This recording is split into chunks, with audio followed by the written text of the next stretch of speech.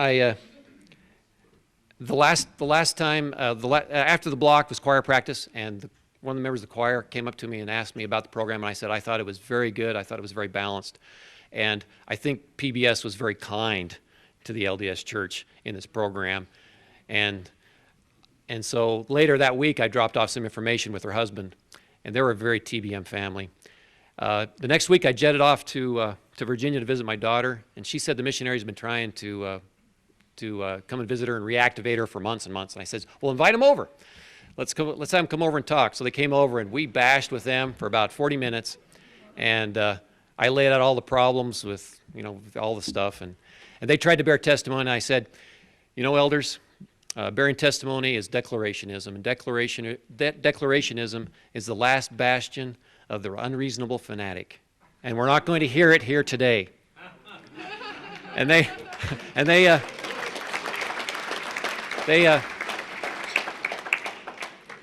stormed out in a huff. So I'm not sure which thing got back to my stake president, whether it was the TBM family in my home ward or whether it was the missionaries reporting back to their mission president that Lyndon Lamborn was a loose cannon. But I got home, and 2 days later I got a call from the executive secretary of my stake president. I was supposed to meet with stake president as soon as possible. So we tried to set up a time, but our schedules did not coincide until after the trip to Peru. So now you set the stage. Here I am. All these things are swirling around in my head. The escalation's happening.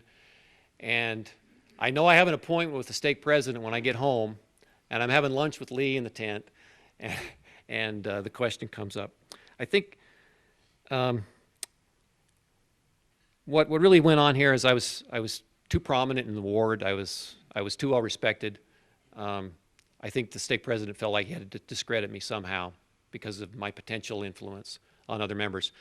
I met with the stake president, and he said, Lyndon, why are you still a member of the church?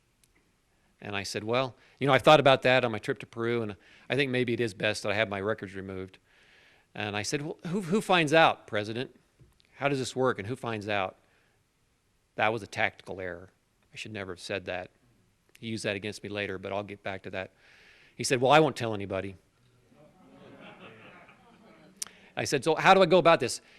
I'd done all kinds of research about the facts and the historicity and all the problems of the church. I'd never done any research about the paperwork. I'd never anticipated doing any paperwork. And as an engineer, I hated red tape anyway.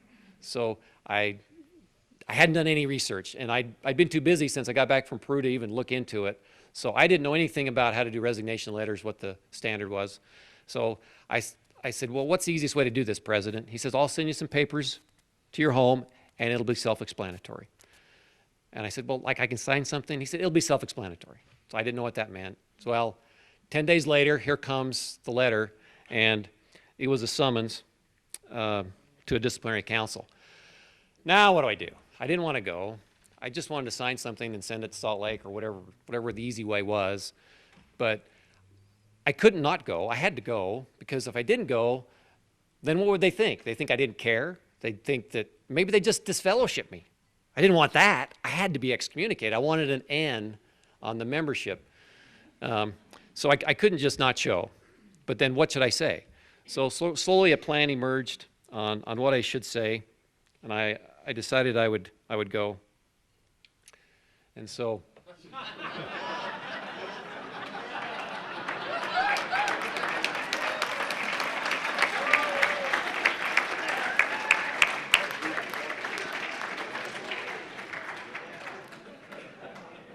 So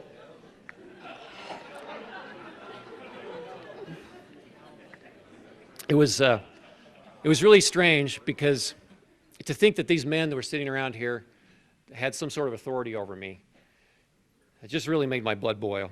That they would presume to occupy the higher moral ground, first of all. Here were men that I knew a lot of these men. I'd been on double dates with them with my wife. I've known them for years. I've been camping with them. I've been to scout activities with them. And so this was a personal thing. And they perpetrated lies, perpetuated the deceit of the church unknowingly, probably. They're all guilty of bearing false witness, in my viewpoint. And yet they were here pretending to pass judgment on me. And I really became angry, and I had to stifle my anger quite a bit to be able to talk to them at all, really. Plus, it hadn't been very long since a young lady that lived within the stake had taken her own life, and I thought these men probably contributed to the environment of guilt and shame that surrounded that event. So, you know, I really think that real life is stranger than fiction in many ways, and this is one of those occasions. I had several objectives in speaking to the High Council, several points I wanted to get across. At Boeing, we have what we call exit interview. When you leave Boeing, you get an exit interview, and to discuss any gripes you have, any people, and their gloves are off, you can say whatever you want, and then they try and take corrective action. So I treated this like an exit interview. One of the most important things I wanted to get across was the selective storytelling in the church did not work for me. I wanted to make sure that got back to the higher ups in the church. So on the suppression of information thing, now how do I do this again? I hit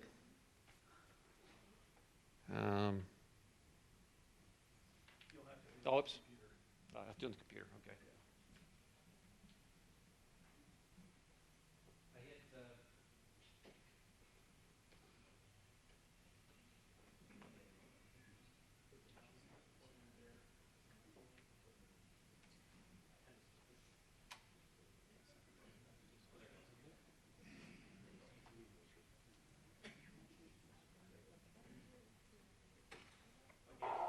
I'd like talking about suppression of information, because that's what we're talking about.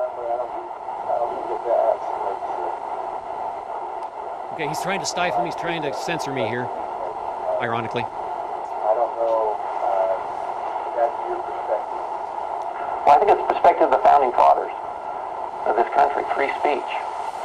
If somebody has some information, whether it be truth or propaganda, if it's denied my view, if I'm kept from seeing that information, if the information is true and the facts are accurate, then I have lost the opportunity to exchange a misconception I may have had with truth. That's bad. Let me finish, please. He tries to censor me again. If the information brought to me is propaganda and is error, which is entirely possible, then I can review that information, that propaganda, that error, compare it with what I know, and I gain a deeper understanding of the truth I already had in its collision with error. Either way, blocking that information does damage to me. That's why we have free speech. That's why we should share information freely. The church, I hate to say this, but it appears to me that the church suppresses information. And the real question here is not my membership, is that if the church suppresses information, take for example financial information, the church does not divulge their full financials, has not for the last 30 years, and does everything they can to not disclose their financials. I think that's a telltale sign. The question here is not my membership, I think. The real question here is, if this is an organization that suppresses information, then why are we all here? We should be not just walking away, we should be running away from any organization that's suppressing information. Because censoring has been a telltale sign of corrupt organizations since the beginning of time. I'm sorry to have to say that, but that's my perspective.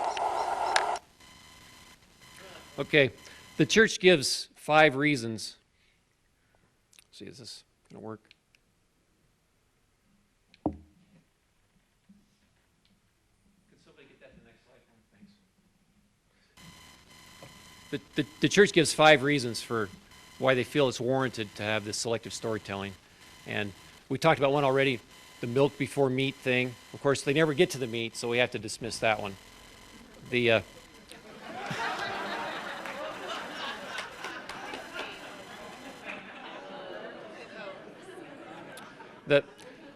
one my stake president during my disciplinary council, the one he came up with was, you know, Lyndon, all these things are out here. The church never hid anything. Okay. Well, the church does hide things. They hide the financials. They close their archives. Okay. We have Hinckley bind documents from Hoffman to hide. We know they hide things, and they continue to. The other ironic thing is if your neighbor, your the person at work, like I had, come to me with questions. If I don't know the answers, then it's my fault because I haven't gone outside the curriculum to find the information. So I'm guilty because I didn't go outside. But yet, if I go outside and find all the information, I'm ready for all those questions,